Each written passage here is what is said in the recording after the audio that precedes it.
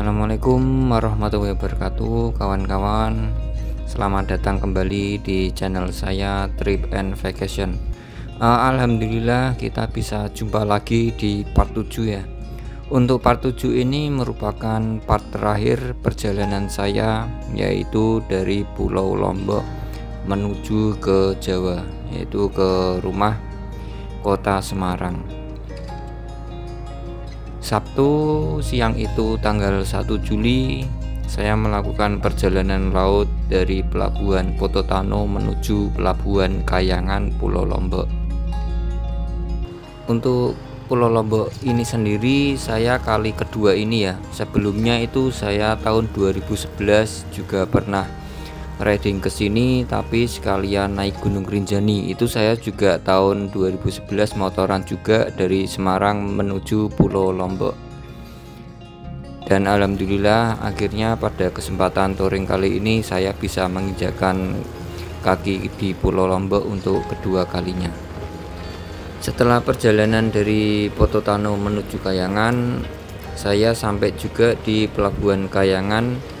Kemudian ini saya rencana hari ini mau melakukan perjalanan ke daerah kaki Gunung Rinjani ya, yaitu di daerah Pusuk Sembalun.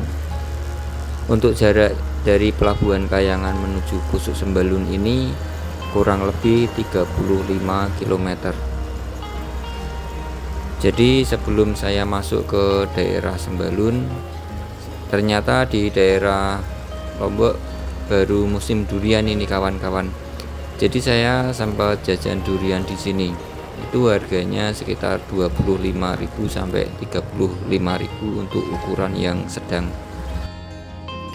Setelah saya sempatkan mencicipi durian Lombok, kemudian saya melanjutkan perjalanan ke daerah Pusuk Sembalun.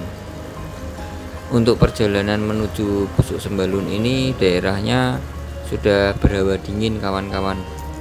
Jadi kita bisa melihat view hutan di sisi kanan dan sisi kiri kita.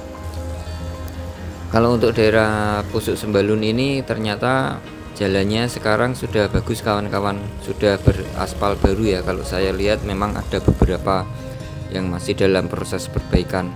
Ini sangat berbeda jauh ketika saya 2011 mengunjungi daerah sini.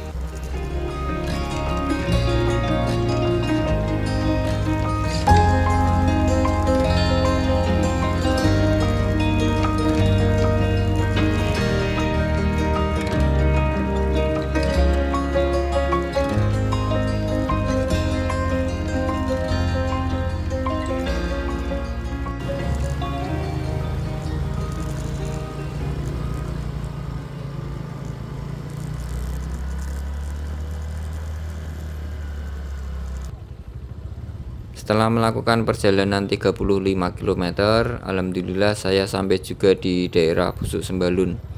Sewaktu saya kesini, ternyata lumayan ramai kawan-kawan yang berkunjung ke sini.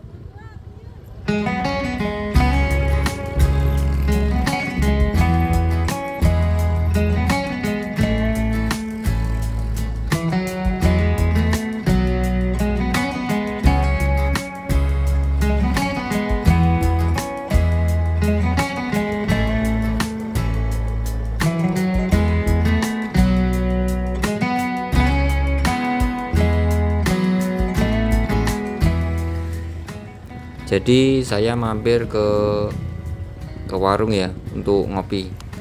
Di warung yang saya singgahi ini kita bisa juga melihat desa Sembalun dari kejauhan.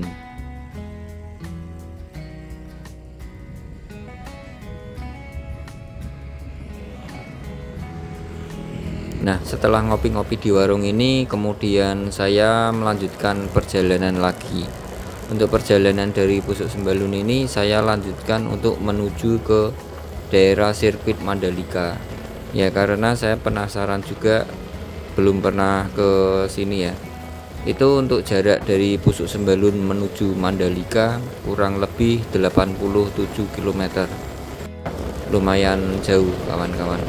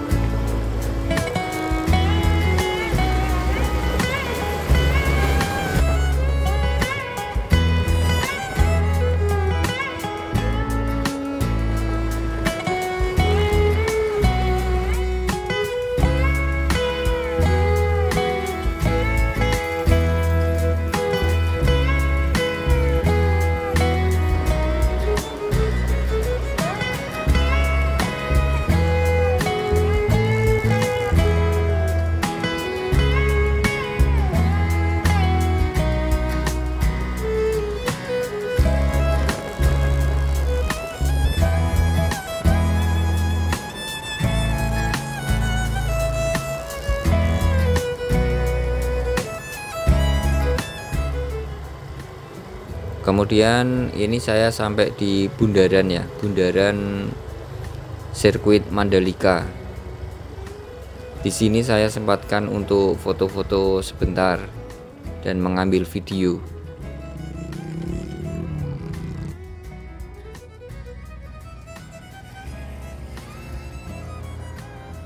Setelah saya mengambil video di bundaran Mandalika, kemudian saya ingin melihat sirkuit Mandalika dari Bukit Seger.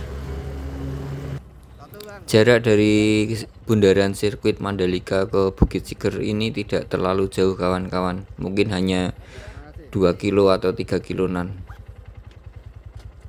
Nah, Bukit Seger ini dulunya sebetulnya ada jalan akses di pinggir jalan raya ini, tapi sudah ditutup ya, karena itu sudah masuk ke area sirkuit Mandalika. Patokannya kalau ke arah Bukit Seger dengan jalur akses baru itu kita patokannya ke arah Hotel Novotel kawan-kawan. Jadi saya sempat tanya beberapa orang yang lewat di sini untuk arah ke Bukit Seger, dan alhamdulillah akhirnya ketemu. Untuk tiket masuk ke Bukit Seger ini 10.000 kawan-kawan. Nah, di sini pantainya lumayan bagus kawan-kawan dari Bukit Seger ini. Nah, dari parkiran itu kita melewati seperti jembatan bambu dulu. Kemudian setelah kita membayar tiket masuk 10.000, nah di sini ada tarikan karcis lagi ya, 5.000 untuk menuju ke atas Bukit Seger. Ya menurut saya masih murah lah harganya untuk tempat wisata seperti ini. Nah, ini kita nggak jauh, memang jalannya agak mendaki ya, 100 atau 150 meteran lah untuk menuju ke puncak bukit.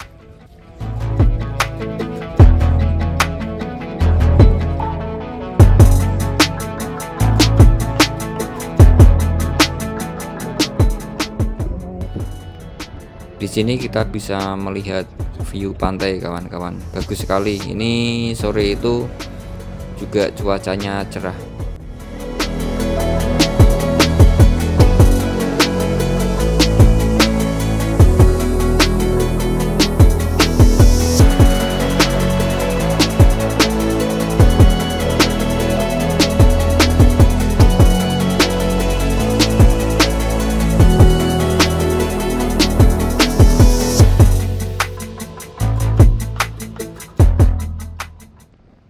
Kemudian selang beberapa saat ini saya sudah sampai ke puncak Bukit Seger. Dari sini kita bisa melihat view atau pemandangan sirkuit Mandalika ya. Sirkuitnya bagus kawan-kawan. Ini sewaktu saya kesini ada seperti latihan ini ya, mobil ya di sini.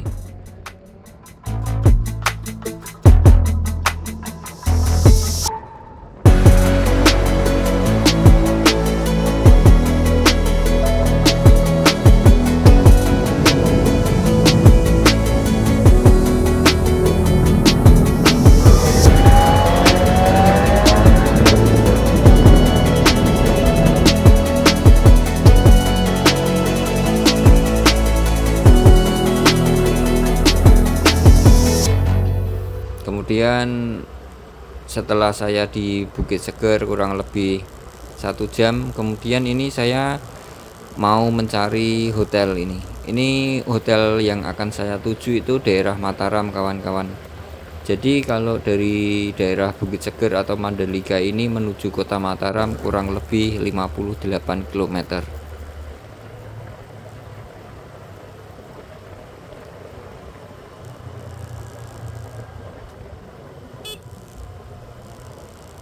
Kemudian pada malam harinya setelah dari Bukit Seger, saya sampai juga di Hotel Kenda.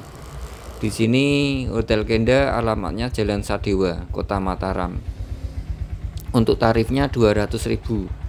Itu sudah ada TV, AC, sama kamar mandi dalam dengan air panas. Oh ya, di hari Sabtu malamnya saya memesan tiket kapal ya untuk menyeberang dari Lombok ke Surabaya. saya memakai kapal DLU kawan-kawan, yaitu Kirana 7. Dan alhamdulillah ini hari Minggunya ada jadwal juga untuk penyeberangan dari Lombok menuju Surabaya. Untuk harga tiketnya 480.000, itu sudah termasuk motor 1 dan penumpang 1. Kemudian sekitar jam setengah 9 saya sampai di Pelabuhan Lembar kawan-kawan. Untuk jadwal kapal penyeberangan dari Lombok ke Surabaya ini jadwalnya jam 10. Kemudian ini saya dapat info ternyata motor sudah bisa masuk ke dalam kapal.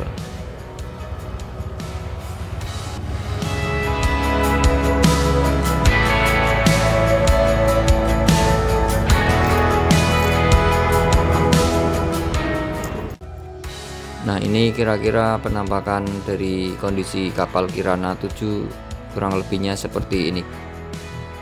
Untuk lama penyeberangan dari Lombok ke Surabaya ini kurang lebih 20 jam.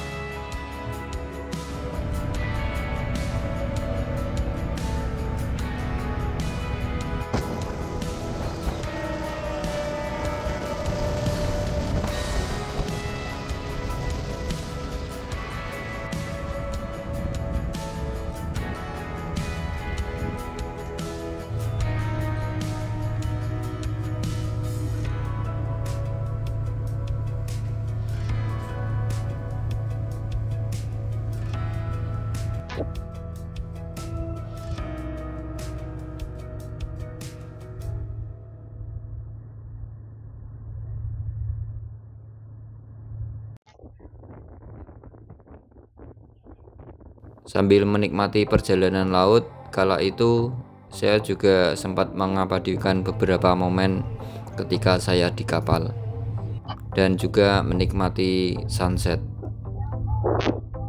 Alhamdulillah pada waktu saya menyeberang ke Surabaya ini ombaknya tenang kawan-kawan.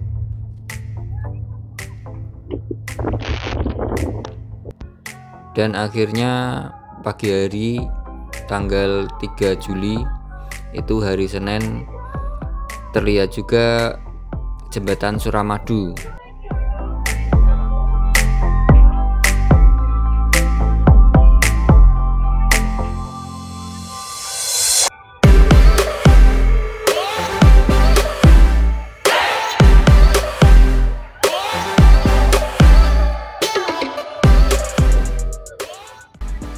Kemudian ini kapal sandar kurang lebih jam 9 pagi.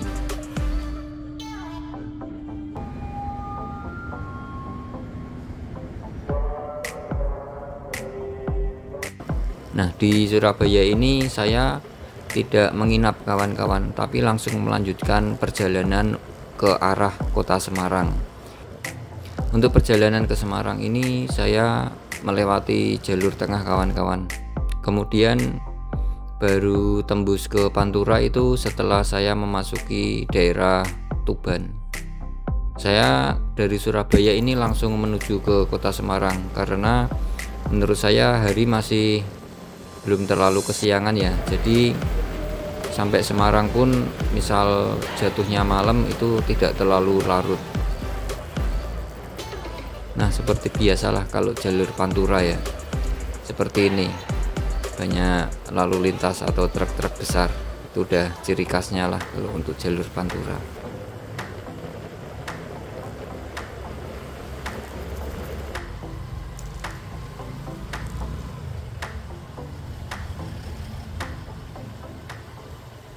Nah, setelah kurang lebih 10 jam perjalanan, saya alhamdulillah sampai di kota Semarang. Setelah melakukan perjalanan touring dari 21 Mei sampai 3 Juni. Alhamdulillah pada touring saya kali ini diberi keselamatan, kelancaran dan kesehatan selama perjalanan.